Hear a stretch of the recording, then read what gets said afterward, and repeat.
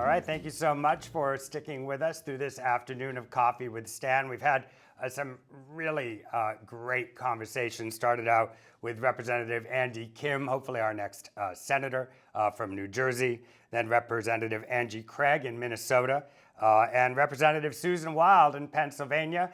She was so busy she took that interview from her car because to be a politician in Pennsylvania today is to be at the epicenter of an unbelievable national and really international race.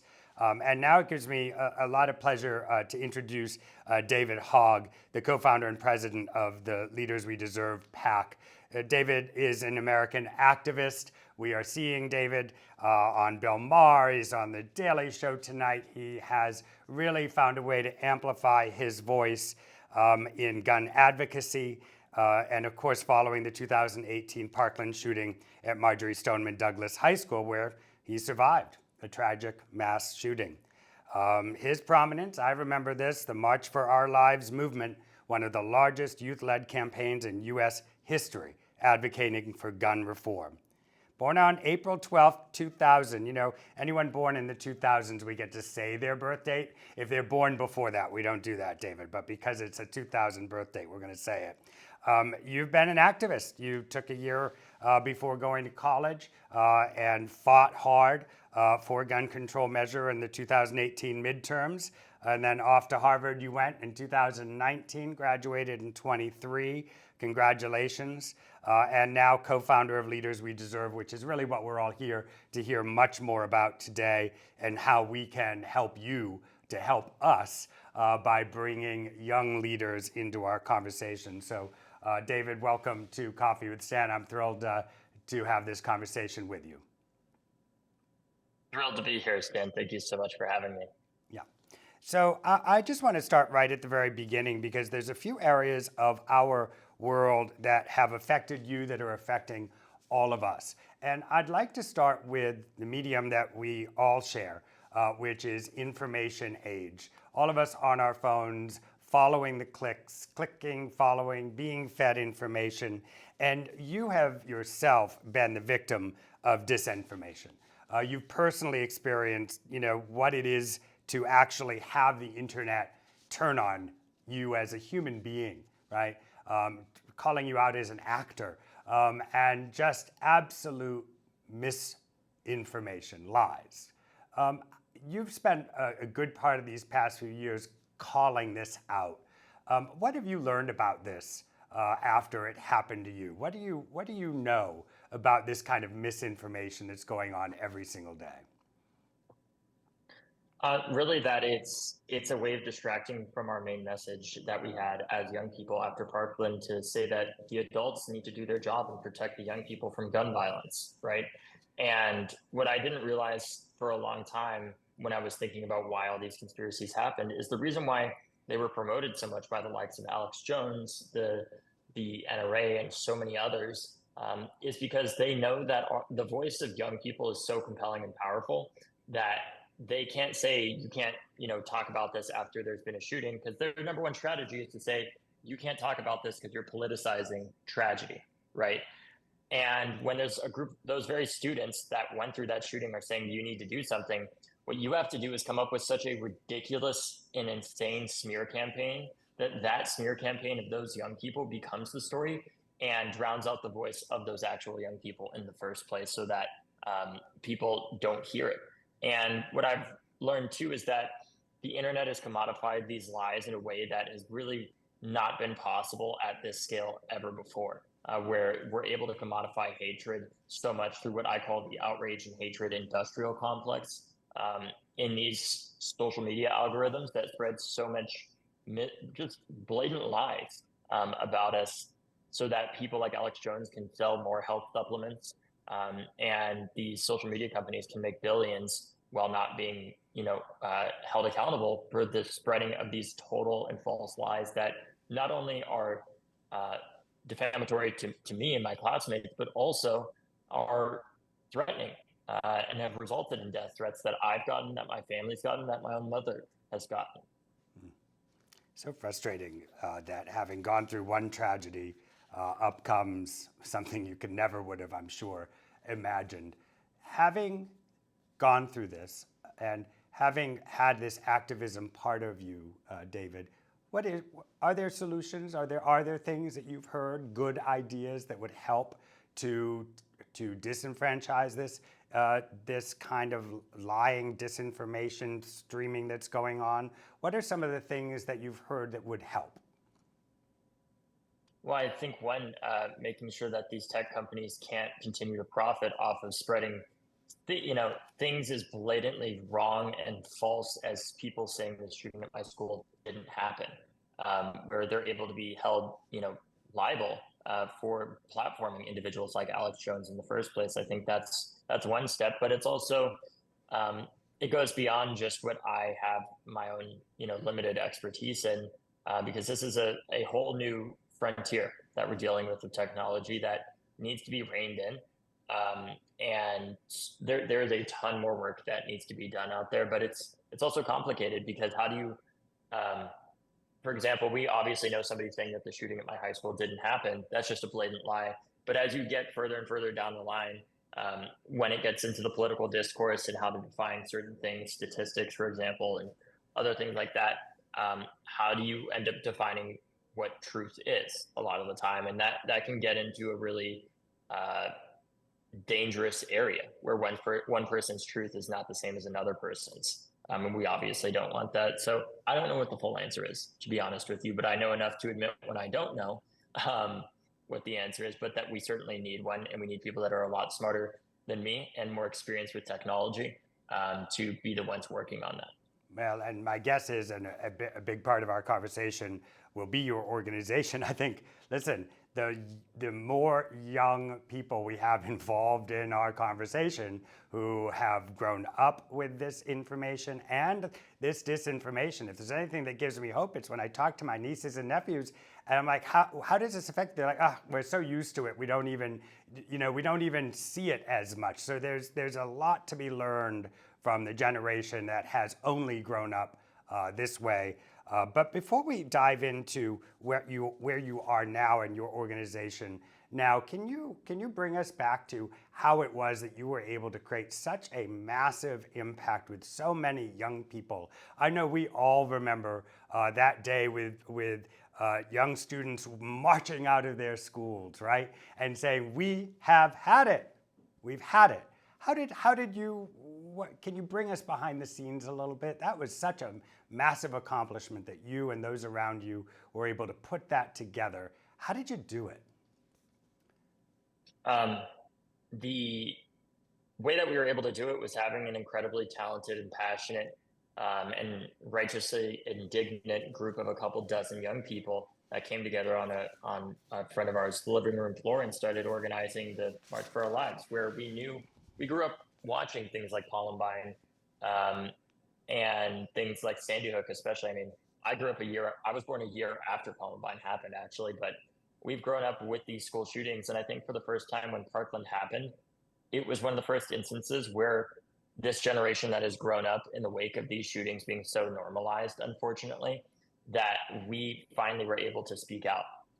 And I think what helped with that was our incredible public education and the privilege that we had going to one of the best public schools in our state, whether that was through the debate team or our TV production program, or our drama program.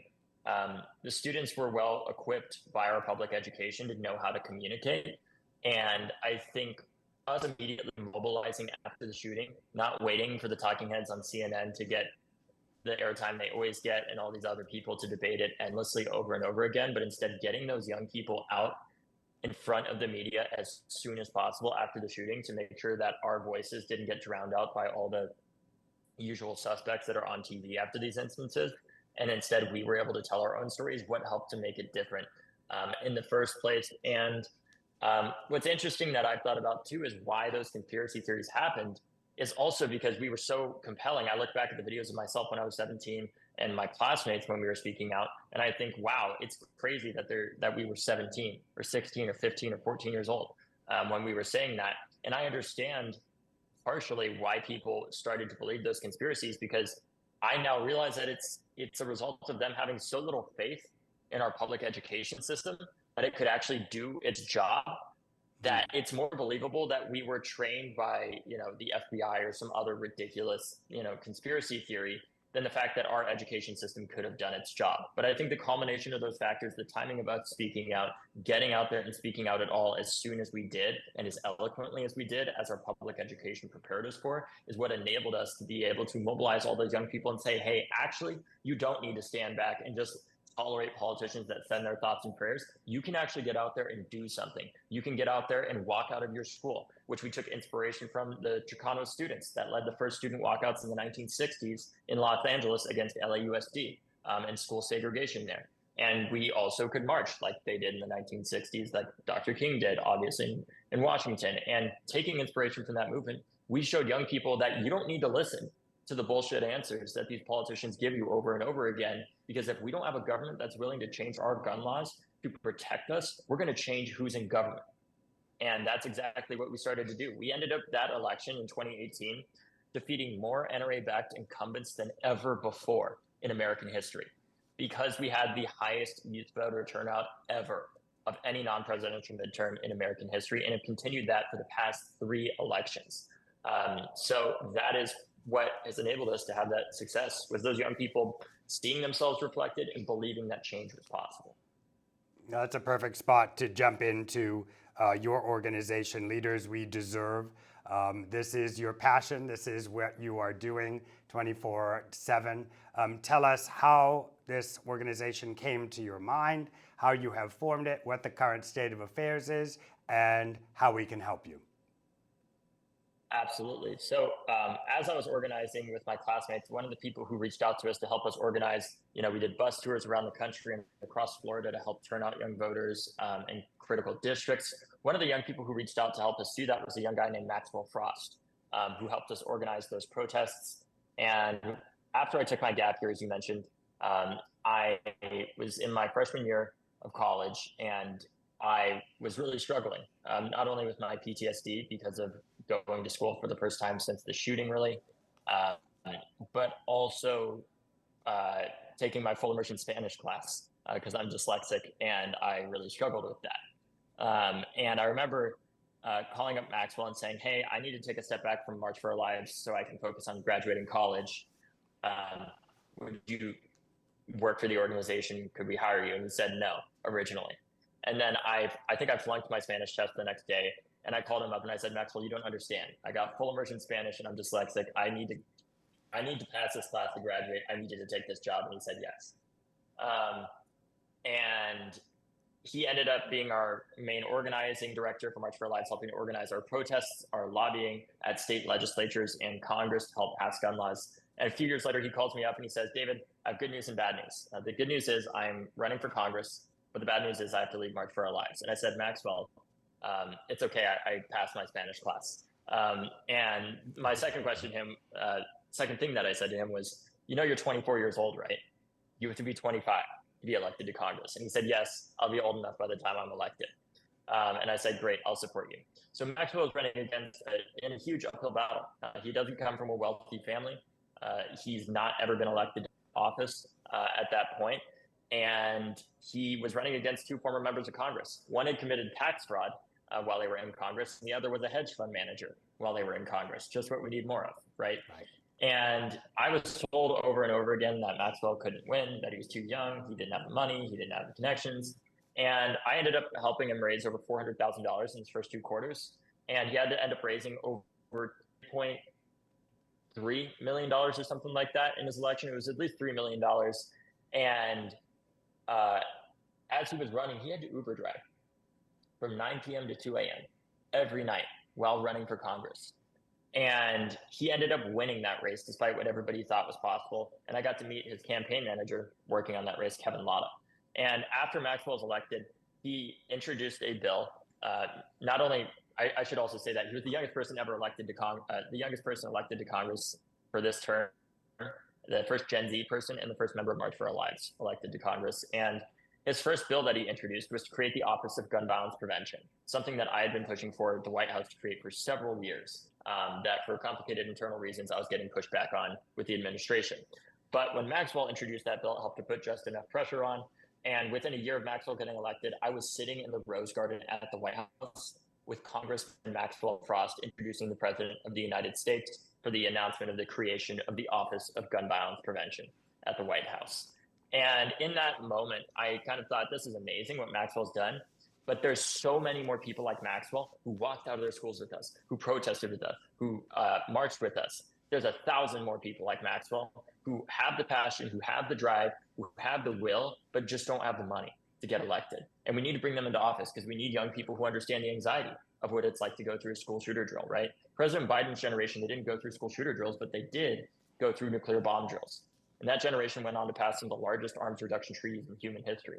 And I think it's not going to be dissimilar for my generation, where we have to come into power to help change this because we understand that anxiety. And with Kevin Latta, Maxwell's campaign manager, we decided to start Leaders We Deserve with $0. It was a huge risk that we took when we launched it. And we launched it to be like Emily's List for young Democrats running for state legislature and Congress, to help find truly generational leaders under the age of 30 for a state legislature, under the age of 35 for Congress, and really help substantially fund their campaigns. When we launched, like I said, we had $0, and thankfully, because of thousands of grassroots supporters, within our first 72 hours, we raised over $1 million. Wow. And in the time since, in the past 14 months, we are now already on track to elect we elected the youngest person in our first win, the youngest person since Thomas Jefferson, to the Virginia state legislature, who secured Democrats a one-seat majority with 800 votes that he won by. His name's Darius Clark. And I got to see him kill a bill to arm teachers on the spot in the firearms committee that he became the head of. And he passed a gun safety bill to offer tax credits for gun safes and gun locks, which is great because it's hard to pass gun laws in a state where there's a Republican governor, but even the Republican governor signed that into law. So that's what we're doing around the country. And leading into this election, we have several dozen great candidates we're supporting in red and purple states around the country, from Texas to Florida to Pennsylvania to North Carolina to Arizona, and tons of others. And the great thing about us is our candidates, they don't take corporate money.